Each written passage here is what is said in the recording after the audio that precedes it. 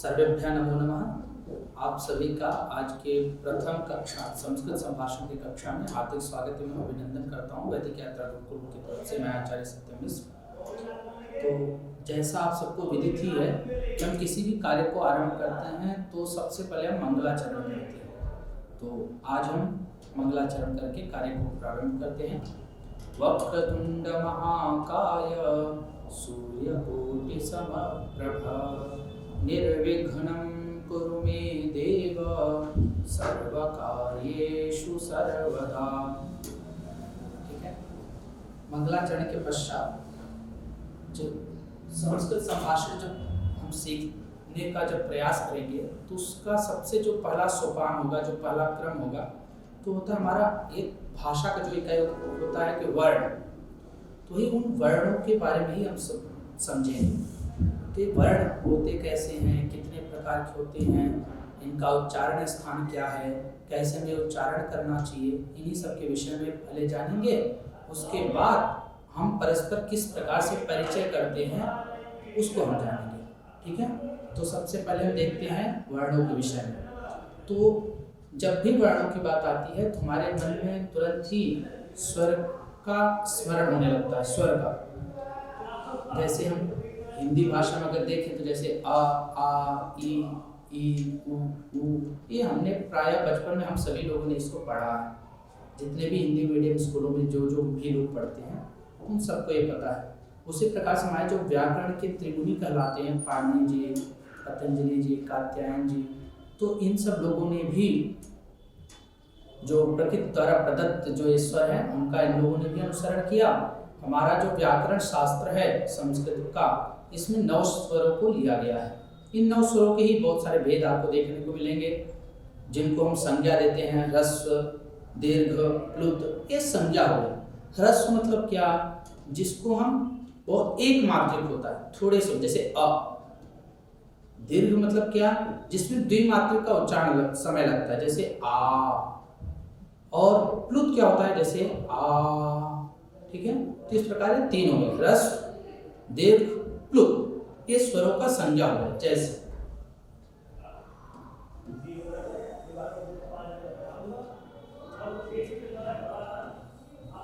ये हो गया हमारा ये स्वर ह्रस्व, इसको हमने ह्रस्व संज्ञा दिया।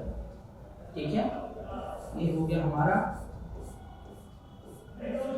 आ, ये हो गया हमारा दीर्घ। जब भी हम आ बोलते हैं तो उसमें आप देखेंगे थोड़ा टाइम लगता है। ह्रस्व में जैसे अ, किंतु आ बोलेंगे आ। ठीक है। और जो प्लुत होता है ये जब वेद मंत्रों में ज्यादातर देखने को मिलता है, तो ये होता है प्लुत। ठीक है। तो ह्रस्व, दीर्घ, प्लुत ये स्वरों को भेद होते हैं। लेकिन अ, ई, उ, री, इनके तो जैसे अ, ई, उ, री, इन स्वरों के तीनों भेद आपको मिलेंगे। किंतु ये जो री है,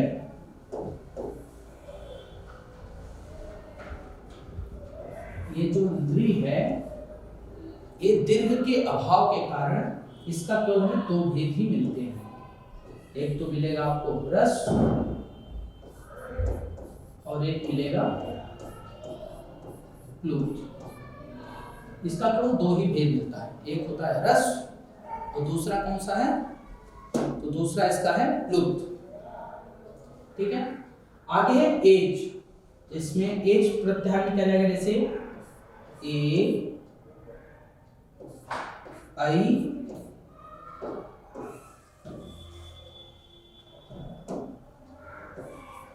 ओ,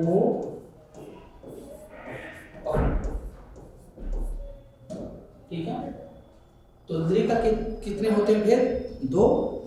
और ए, आई, ओ, औ, इनके कितने भेद होते हैं, इनके कितने भेद होते हैं, 12 भेद होते हैं। कौन इसमें किसका नहीं होता, कौन सा नहीं आता, इनका कौन सा को नहीं होता, ह्रस्व का लोप होता है। इनमें ह्रस्व नहीं होता, इनका क्या होता है, दीर्घ ही रहता है, दीर्घ और प्लुत।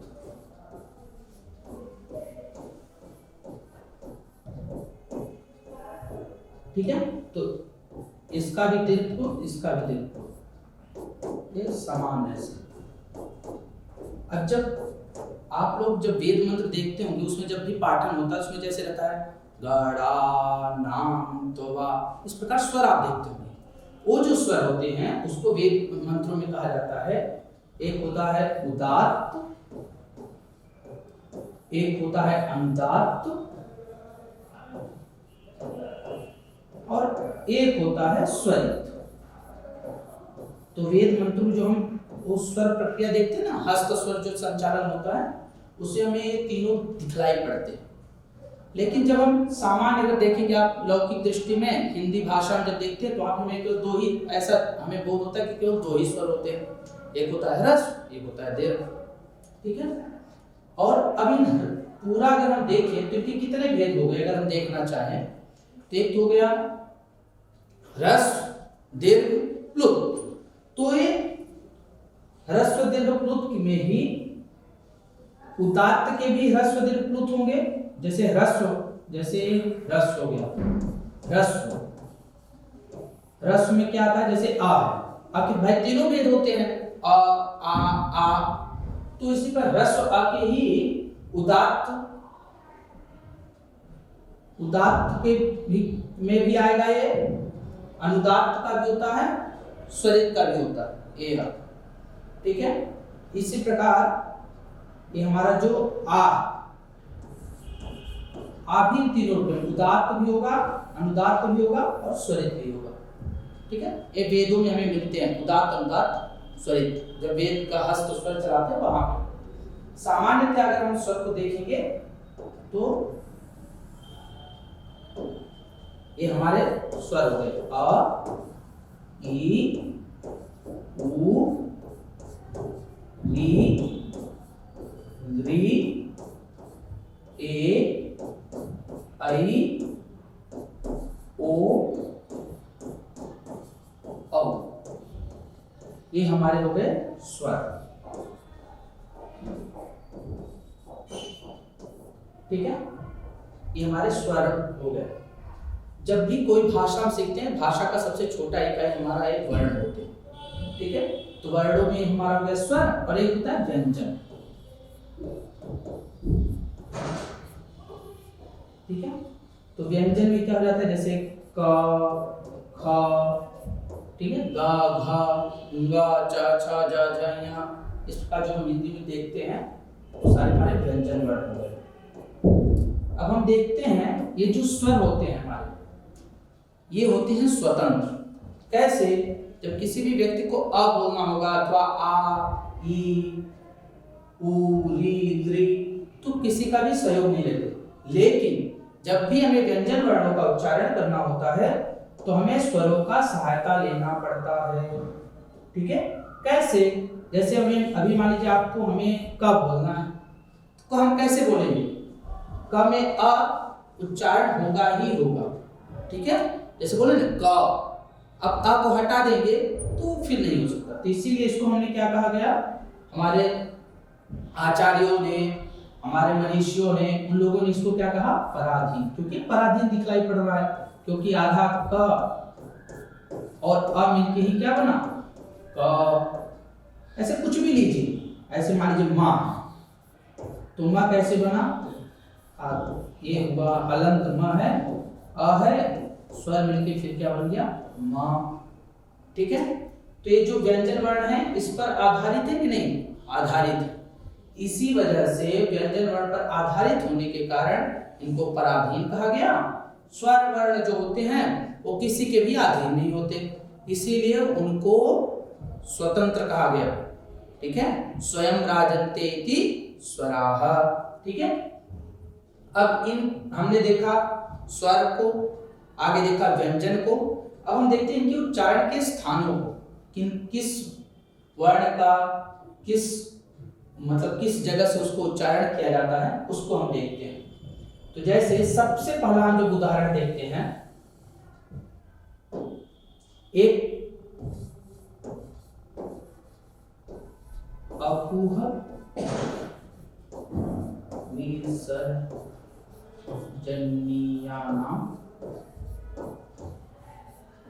ये षष्ठी बहुवचनांत है। क्यों? क्योंकि यहाँ पे बहुवचन है। कंठा, कंठा मतलब समझ रहे हैं, कंठ, ठीक है। तो कंठ क्या? ये उच्चारण स्थान किसका? तो कर रहे हैं अ। जब भी अ हम बोलेंगे तो कंठ का हमारा उपयोग होता है। इसी प्रकार कु, कु मतलब क्या? आपको लग रहा है कु मतलब कु बस की बात हो रही? नहीं, ये हमारे 5 वर्ग होते हैं। जब भी आप व्याकरण पढ़ेंगे तो वहां पे आपको ऐसे 5 वर्ग दिखलाई पड़ेंगे। कु, चु, टू, तू, कु। तो कु का तात्पर्य है क, ख, ग, घ, ङ। ऐसे चू का तात्पर्य है च, छ, ज, झ, ञ। टू का मतलब हो गया ट, ठ, ड, ढ, ण। आगे टू का मतलब हुआ त, थ, द, ध, न। टू का मतलब क्या होगा? टू का मतलब होगा, टू का मतलब होगा प, फ,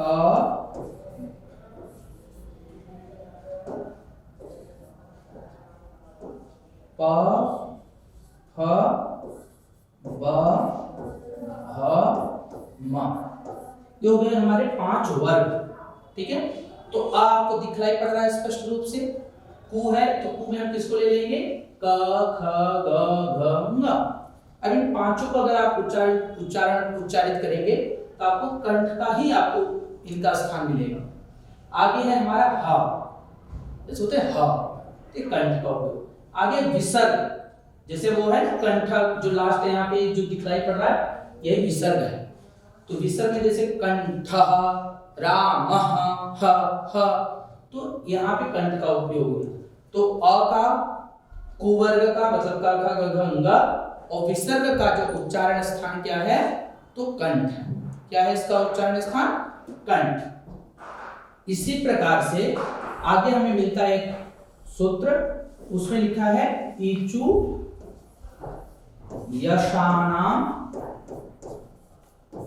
इचु यशानाम तालु। इचु यशानाम तालु। ई मतलब आपको स्पष्ट दिखाई दे रहा है, ई। अब ई के इसमें सारे ले लेंगे, ह्रस्व, दीर्घ, प्लुत, उधर उदात्त, अनुदात्त, स्वरित, ये सारे ग्रहण कर लेंगे। यहाँ पे इसका मतलब ये नहीं कि केवल एक ई की बात हो रहा है, और वहां पर अ का मतलब ये नहीं कि बस एक अ की बात हो रहा है। जितने अ के भेद में आएंगे, ह्रस्व हो, दीर्घ हो, प्लुत हो, उदात्त में हो, अनुदात्त में हो, स्वरित में हो, उन सभी का उच्चारण स्थान वही कंठ ही रहेगा। उसी प्रकार ई के भी चाहे जो भी भेद है, ह्रस्व, दीर्घ, प्लुत, इन सभी का ही उच्चारण स्थान क्या रहेगा? तालु ही रहेगा। और चू का क्या हो गया? चू में क्या गया? चू वर्ग में च, ये चू है ना, जैसे हमने भी वर्ग में पढ़ा था, यहाँ पे 5 वर्ग होते हैं। तो जैसे चू में देखेंगे आप च, छ, ज, झ, ञ, तो यहाँ पर भी हम चू का मतलब क्या समझेंगे? च, छ, ज, झ, ञ। आगे क्या लिखा है? य और श। इन सब का उच्चारण स्थान अगर आपसे कोई पूछे, आप अगर जानना चाहें, तो इनका उच्चारण स्थान है तालु, ठीक है। आगे चलते हैं। तो हमने देखा सबसे पहले अपुह विसर्जनीयानाम कंठ, इचु यशानाम तालु। इसके बाद हम देखते हैं इचु यशानाम तालु के बाद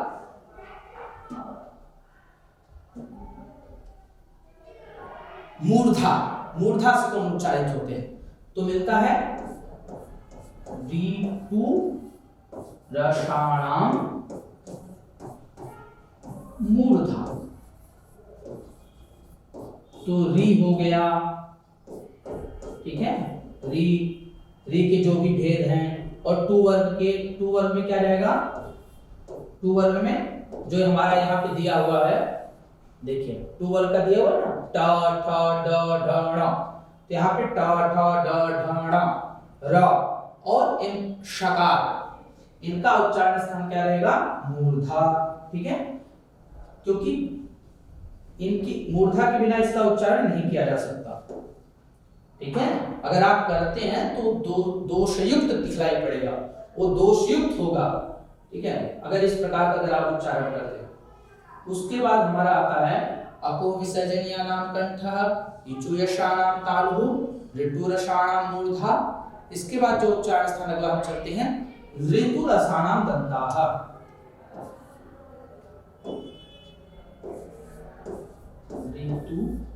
ऋतुरसाणाम दंताः, इनका उच्चारण स्थान दंत है। ऋ के जो भी भेद हैं हमने बताया था, इसके कितने भेद हैं? इसके 12 भेद।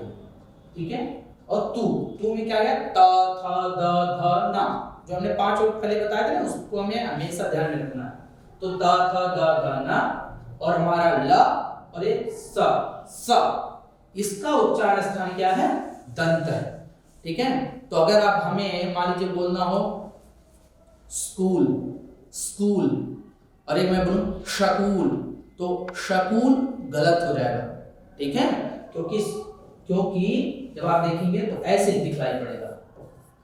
ठीक है, तो अब इसका उच्चारण स्थान जो है, अगर वहां से आप उच्चारित नहीं करेंगे तो स तो ये भी है, वो वाला भी स है, और उसके पहले वाला भी स है, क्योंकि स दंत सकार भी होता है, मूर्धा सकार भी होता है। ठीक है, तो कौन से में कौन सा सकार बोलना है, तो ये बोध होना जरूरी है। तो इसको हम जब भी बोलना होगा तो दंत सकार में आएगा, इसीलिए हम कहेंगे स्कूल, स्कूल, ये दंत से टकराएगा। ठीक है, तो ली हो गया, तू वर्ग हो गया, ला हो गया, स हो गया, इन सभी का उच्चारण स्थान जो है वो हमारा कहलाता है दंत। अब आगे हम देखते हैं, इसके बाद पद्मानीयानामोष्ठौ। देख रहे हैं? अब यहां पर भी देखिए शकार है, लेकिन ये मूर्धन्य शकार है, तो इसका मूर्धा से अगर आप उच्चारण नहीं करेंगे तो दोषयुक्त हो जाएगा। अब यहाँ पे आप देख रहे हैं कि अभी तो उपु पद्मानीयानामोष्ठौ, यहाँ पे हो गया उ। अब आप लोगों ने भी देखा था कि वहां पे मैंने पू वर्ग में ऐसे लिखा था, ये छोटा पू, तो आपको ये संशय हो जाएगा कि अभी तो छोटा पू की बात हो रही थी, अभी बड़ा पू दिखलाई पड़ रहा है, तो यहाँ पे कौन सा वर्ग लेंगे? ठीक है, संशय होना भी आपका आवश्यक ही है, क्योंकि यहाँ पे उपध्मानीयानाम ऐसे लिखा है। ठीक है, तो देखेंगे आप यहाँ पर भी उ है, यहाँ पर भी उ है, तो सवर्ण होने के कारण दीर्घ संधि हो गया यहाँ पे, तो इसीलिए यहाँ पे हमें जो दिख रहा है पू, तो यहाँ पे छोटा उ और ये पू दोनों मिलकर के यहाँ पे बड़ा पू हो गया। ठीक है, तो यहाँ पे संशय में नहीं होना है। अच्छा, पू उपध्मानीय क्या होता है? सबसे बड़ा संशय वैसे ये भी हो गया। अब हम देख तो रहे हैं कि इनका उच्चारण स्थान ओष्ठ है, लेकिन वो कैसे हम माने? तो वहां पे आप देखेंगे प और फ अगर ऐसे आपको दिखलाई पड़े, ऐसा आकार, तो विसर्ग के सदृश है, लेकिन ये विसर्ग नहीं है, इसको विसर्ग नहीं समझना, ये विसर्ग नहीं है, ये हमारा उपध्मानीय है, इसी को हम उपध्मानीय कहते हैं। प और फ में अगर रहेगा तो उपध्मानीय हो गया, और अगर क और ख में अगर आपको यही दिखता है तो जिह्वामूलीय हो जाएगा। क और ख में मिलेगा तो क्या हो जाएगा? जिह्वामूलीय। ठीक है, जिह्वा के मूल भाग से जिह्वामूलीय। और अगर प फ रहेगा तो इसको हम कह देंगे उपध्मानी, यही है उपध्मानी। ठीक है, तो जब भी अगर आपको कहना लगा फूफा, तो फूफा, तो ये हमारा ओष्ठ का टकराव हो रहा है कि नहीं हो रहा है? होगा। इसीलिए हमने इसको क्या कहा? ओष्ठौ, क्योंकि इसका उच्चारण स्थान कहाँ है? ओष्ठ है। ठीक है, ओष्ठ का हो रहा है, इसीलिए इसका उच्चारण हमने क्या कहा? ओष्ठ। तो उपु पद्मानीयानाम ओष्ठौ। ठीक है, उसके बाद हम देखते हैं आगे नासिका। नासिका से कौन कौन से वर्ण उच्चारित होते हैं? तो जैसे या म ग ड़ ना, या म ग ड़ ना, या म ग ड़ ना ना, नासिका। तो ये सब नासिका से उच्चारित होते हैं। जैसे अभी किसी को कह निया हो गया, म हो गया, न, ये सभी जो है नासिका से उच्चारित होते हैं। नासिका मतलब क्या? मुख और नासिका जो हमारे नाक है ना, इनसे ये उच्चारित होते हैं, इसीलिए हमने इसको कहा नासिका। कुछ होते हैं जो कंठ तालु होते हैं। कंठ तालु क्या है? ए दयितो हो कंठ तालु, ऐसा हमारे मनुष्यों ने कहा। ए दयितो हो कंठ तालु, इनका उच्चारण स्थान क्या है? कंठ और तालु दोनों है। ठीक है, तो अभी हमें क्यों जानना जरूरी है? क्योंकि अगर आप व्याकरण शास्त्र में भी प्रवेश अगर आप करते हैं तो वहां पे आपको स्थान का बहुत महत्व रहता है। जब तक आपको स्थान का बोध नहीं रहेगा, क्योंकि हमेशा सदृशतम आदेश होता है, तो अगर आपको स्थान का बोध नहीं होगा तो आपका व्याकरण शास्त्र में भी प्रवेश नहीं हो पाएगा। ठीक है, तो हम सामान्य तरीके से थोड़ा सा समझेंगे इसको, उसके बाद से हमारा संभाषण पर ही पूरा वो ध्यान रहेगा। तो ए दयितो हो कंठ तालु मतलब क्या हो गया? ए और ऐ, इनका जो उच्चारण स्थान है ये होगा हमारा कंठ तालु, कंठ और तालु। ठीक है, उसके बाद है ओ दौ तो हो। तो ओ दौ तो हो का क्या हो जाएगा? देखिए,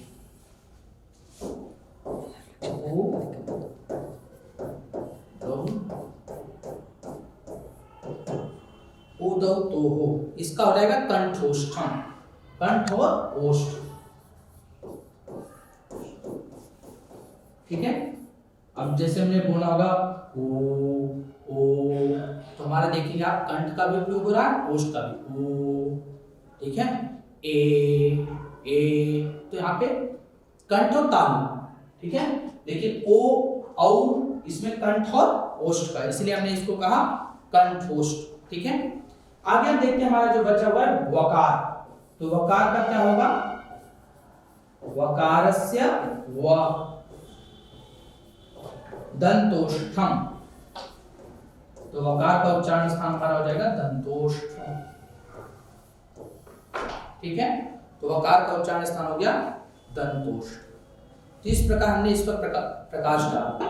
अब आपके कुछ स्पर्श वर्ण में कौन कौन आते हैं?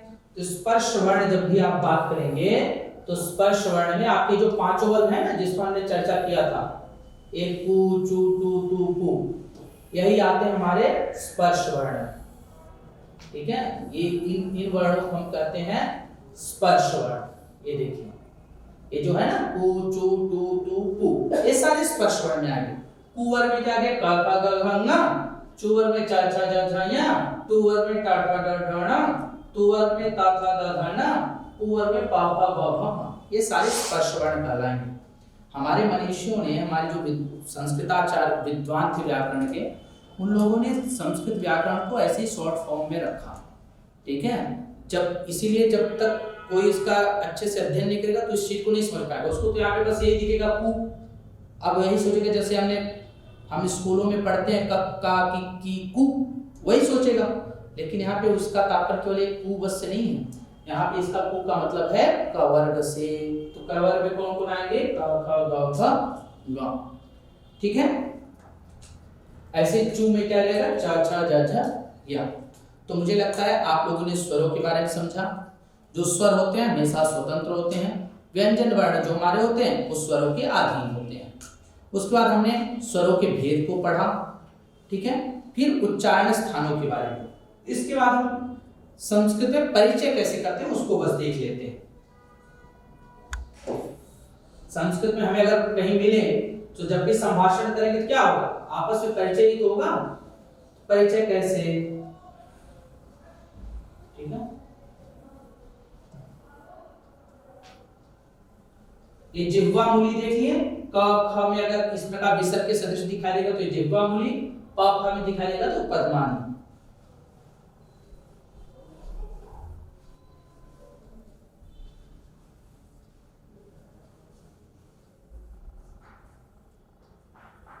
ठीक है। अब हम देखते हैं परिचय। तो जब भी सुबह का समय होगा, जब भी हम किसी से मिलेंगे तो हम बड़े प्यार से, बड़े प्रेम से अभिवादन करते हैं। जब भी किसी से मिलते हैं तो अभिवादन में क्या कहेंगे? तो जब भी मिलेंगे आप किसी से, सबसे पहले कहेंगे सुप्रभातम। ठीक है, सुप्रभातम। अगर मान लीजिए सायंकाल है, सायंकाल है, तब कहेंगे शुभ संध्या।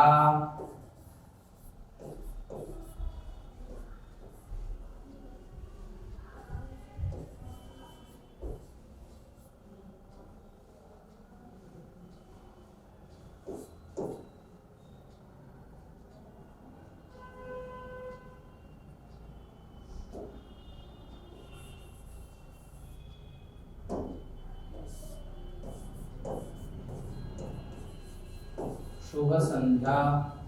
और जब भी रात्रि में मिलेंगे तो क्या कहेंगे? शुभ रात्रि, शुभ रात्रि। ठीक है, तो जब भी सुबह मिलेंगे क्या कहेंगे? सुप्रभातम। शाम टाइम में मिलेंगे, शाम के समय मिलेंगे तो शुभ संध्या। और जब रात्रि मिलेंगे तो शुभ रात्रि। इसके बाद अब देखते हैं परिचय कैसे करते हैं। तो जब भी आप अपना नाम बताएंगे तो कहेंगे मम नाम, फिर आपका जो नाम रहेगा। यहाँ पे विशेष ध्यान देने का आवश्यकता है कि यहाँ पे म है न कि मम है। जैसे हम कभी कभी उच्चारण करते हैं ना, बहुत से लोग तो दोषयुक्त कर देते हैं। ठीक है, क्योंकि यहाँ पे दोनों में ही आकार सहित है मकार। ठीक है, तो मम नाम, जिसका जो नाम रहेगा। जैसे किसी का नाम मान लीजिए मोहन है तो कहेगा मम नाम मोहन। ठीक है, कि किसी का नाम मान लीजिए दुर्गेश है तो कहेगा मम नाम दुर्गेश। ठीक है, किसी का नाम मान लीजिए रमा है तो कहेगी मम नाम रमा गीता। ठीक है, ऐश्वर्या रानी। ठीक है, इस प्रकार से अपना नाम बतलाएंगे। क्या कहेंगे? मम नाम, जो आपका नाम है।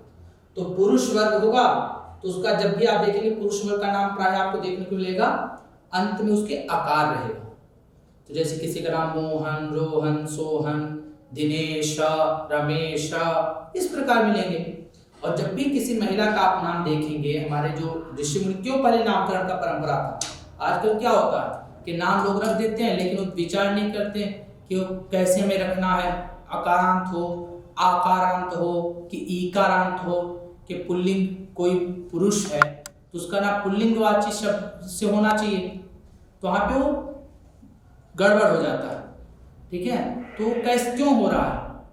क्योंकि हम उस परंपरा से कहीं न कहीं च्युत हो रहे हैं, हम उस परंपरा की ओर नहीं ध्यान दे रहे हैं।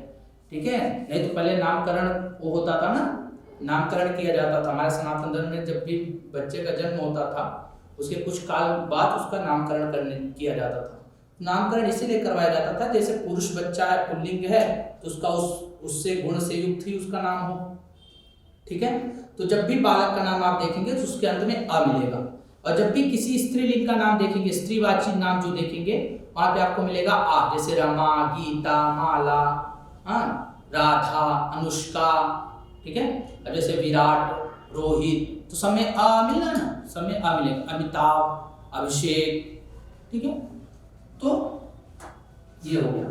आगे हम नाम पूछेंगे कैसे। अब आप किसी को नाम तुरंत ही तो नहीं बता देंगे अपना नाम कि मेरा नाम ये है, मामा नाम। तो आप पूछेंगे कैसे? तो जब भी कोई पुरुष होगा तो आपका प्रश्न होगा भवतः नाम किम। क्या कहेंगे? भवतः नाम किम।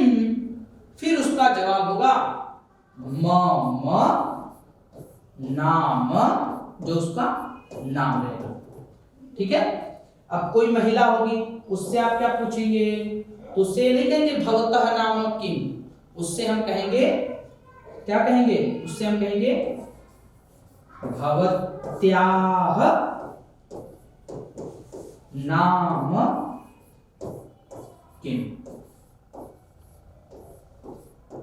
क्या कहेंगे, भवत्याः नाम किम, भवत्याः नाम किम। अब उसका जो नाम होगा वो बता देगी। क्या बताएंगी, जैसे किसी का नाम दुर्गा, लक्ष्मी, जो भी नाम होगा तो अपना नाम बता दें। जैसे मम नाम अनुराधा, ठीक है। तो अनुराधा में आप देख रहे हैं लास्ट में जैसे धा है, तो धा में भी आ है, इधर भी आ का वो दिख रहा है ना, इसलिए आ इसको कहते हैं। इसी को हम कहेंगे आकार। और जिसके अंत में आप देखेंगे जैसे बालक, देखिए तो अंत में क है ना, तो क में क्या है, आधा ऐसे है क और फिर मिलके क्या बन गया क। लेकिन धा कैसे बनेगा, धा क्या बनेगा, जैसे आधा धा है, आ मिलके क्या बन गया धा। तो इसके अंत में आ है ना, इसीलिए हम कहते हैं इसको आकारांत। क्या कहेंगे, आकारांत। जिसके अंत में अ होगा उसको क्या कहेंगे, जैसे इसके अंत में क्या है, इस बालक के का जो है इसके अंत में क्या है, अ है, इसको हम कहेंगे अकारांत, ठीक है। अब नदी है, अब इसमें क्या है, बड़ी की मात्रा है ना, इसीलिए इसको क्या कहेंगे ईकारांत, छोटा नहीं बड़ा, ईकारांत। ईकारांत किसमें आता है, स्त्रीलिंग, ठीक है। तो पुल्लिंग में क्या देखने को आपको मिलेगा, उसके अंत में अ होगा, स्त्रीलिंग में क्या होगा, उसके अंत में आ होगा और ई होगा, ई से, ठीक है। तो आज हम इतना ही कह करके आगे कक्षा को यहीं पे विश्राम देते हैं। आप सभी को बहुत बहुत धन्यवाद। सर्वे भवन्तु सुखिनः, सर्वे सन्तु निरामयः, सर्वे भद्राणि पश्यन्तु, मा कश्चित् दुःखमाप् भवेत्। अस्तु, धन्यवादः, पुनर्मिलामः, नमो नमः।